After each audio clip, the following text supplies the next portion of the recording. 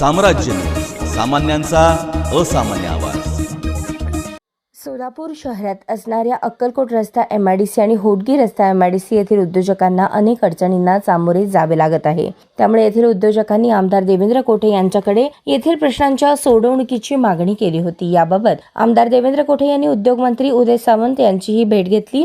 मुख्यमंत्री देवेंद्र फडणवीस यांनी या प्रकरणात लक्ष घातल्यामुळे शहरातील दोन्ही MIDCसाठी 40 कोटी रुपयांचा निधी मंजूर झाला आहे। छत्रपती शिवाजी महाराज शासकीय सर्वोपचार रुग्णालयासाठी नवीन MRI मशीन उपलब्ध करून देण्याची मागणी आमदार देवेंद्र कोठे यांनी शासनाला केली होती। या मागणीची दखल घेऊन उपमुख्यमंत्री अजित पवार यांनी जिल्हा नियोजन समितीतून सोलापूरच्या शासकीय रुग्णालयास MRI मशीन देण्याचे आदेश दिले।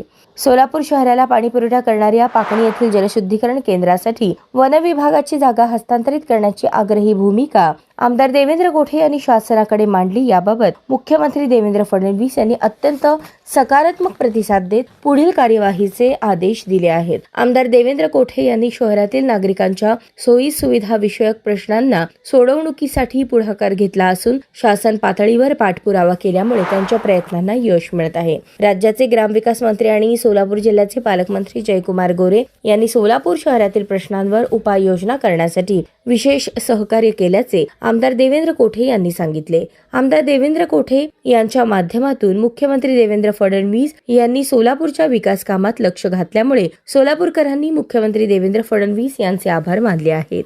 मुख्यमंत्री देवेंद्र फडणवीस यांनी माझे राजकीय पालकत्व घेतल्यामुळेच मला विधानसभा निवडणुकीत यश मिळाले। आता मुख्यमंत्री देवेंद्र फडणवीस यांनी माझ्या राजकीय पालकत्वाबरोबरच सोलापूर शहराच्या विकासाचेही पालकत्व घेतले आहे। त्यामुळे सोलापूरच्या विकासाला नवी गती मिळणार आहे।